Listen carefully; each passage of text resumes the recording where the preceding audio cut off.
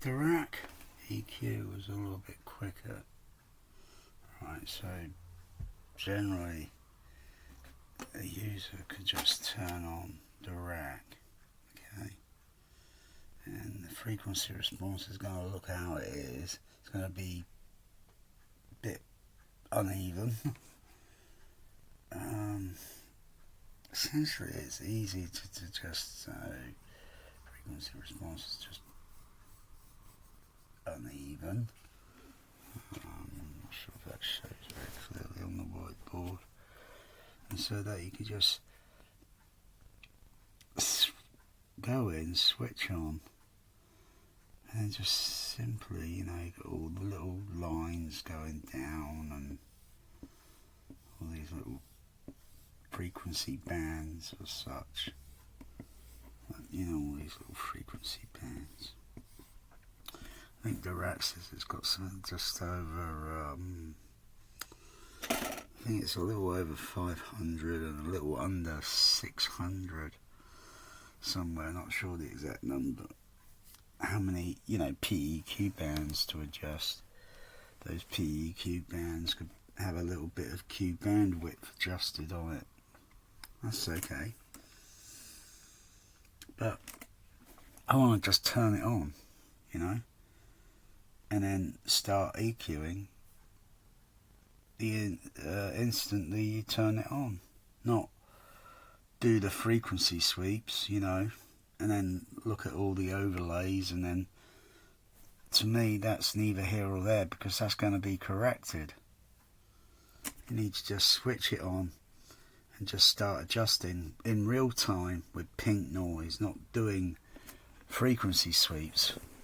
Frequency sweeps, what I mean. Whoop, whoop, whoop, whoop, and then it gives you a static, of that, because the microphone, even though it's in a single position, and you move it again slightly, and then do that, repeat that, you then get complete opposite. It then tells your mind that, oh gosh, I've got to do that. No. You need to do it in real time with pink noise while it's going, and then you got to be, in a way, you got to be kind of still. You can't move around too much, and just move the microphone slightly, and that microphone changes some of the frequencies, maybe some of the high frequencies up here, not so much of the low frequencies, because you got to move the microphone at quite a little bit distance, to start seeing, oh yeah, it's changed some of the lows down in coming from that speaker over there, by moving the microphone up and down, forward and backwards. You might see that there's not much change going on. Okay, maybe you could sort of leave it and come back to it, but then compare it with another speaker that's a few feet over, and it's like, oh, they're not quite the same in the lows. They're almost close, similar, so they can be corrected. Because when you're going to notice bass changing, the notes in real time of music, a film, discrete, because most people don't understand that film soundtracks are mixed discreetly, compared to a 2-channel fold down mid mix.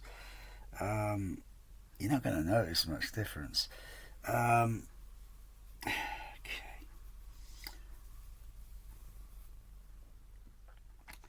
The problem with that's just one of the problems with dirac. You're doing all these sweet things, yeah, and it's just taking up the user's time. In fact, it's taking up the time even designed by the engineer. It's taking their time up. They just want to just get in and do it. There's no point just gorging at the blooming graph. If you're going to gorge at it after you've done all the adjustments with pink noise, and then say microphone, then or microphones placed there, here, and here. Do the sweep, and then it gives you and then that just tells you, yeah, roughly. You know, at the end of the day, our hearing range is only 20/20. You know, it's not perfect, it's not out of this world. But you need to just go straight in and just start adjusting the filters.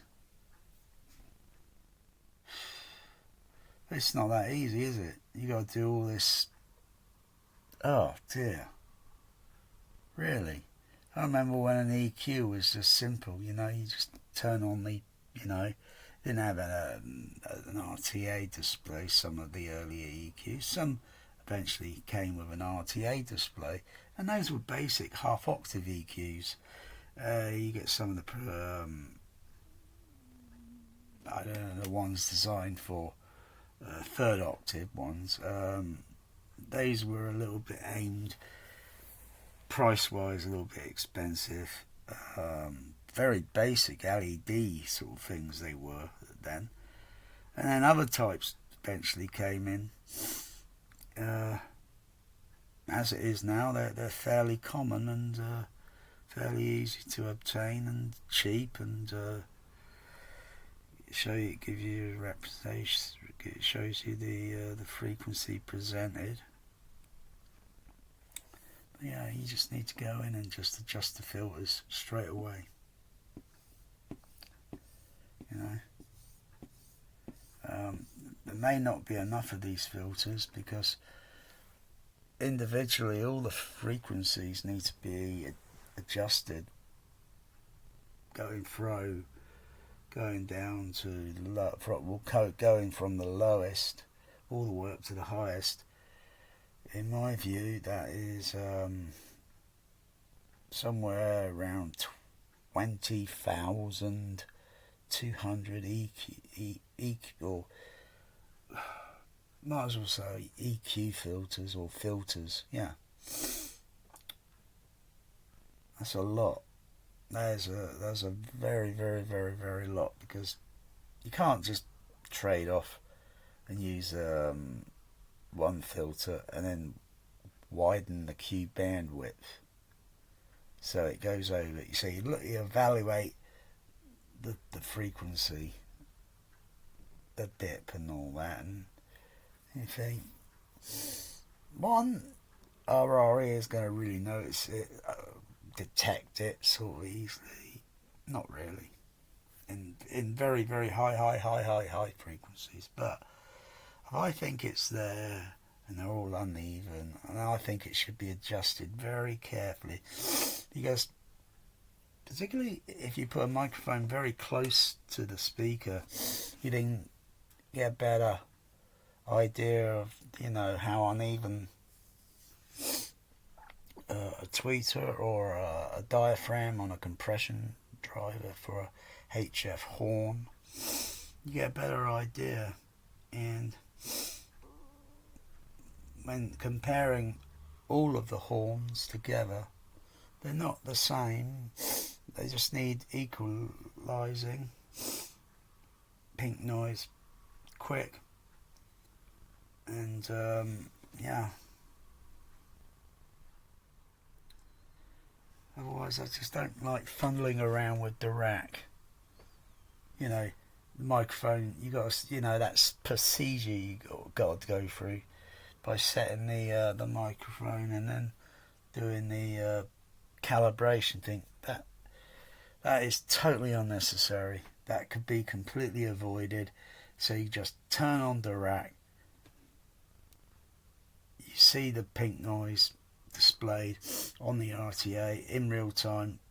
Instant you turn it on, and then instantly then go into the filter and then start adjusting, which will be a very, very long, which will be manually. It's hard work, and manually is better, because with manual you could kind of stop or pause or think, move the microphone slightly. The rack doesn't know any of that. it's only programmed to do what it's told. So you just do it manually and just orientate, move the microphone. Maybe it's preferably not ideal to be in a room next to a microphone or something, because the microphone will detect that. And how it's done in cinema is it's done in the projection room or something. So microphone or microphones are placed in the auditorium, and then so it's absolutely no interruption. It's absolutely still, nothing, and then you start EQing manually. That's how it's done.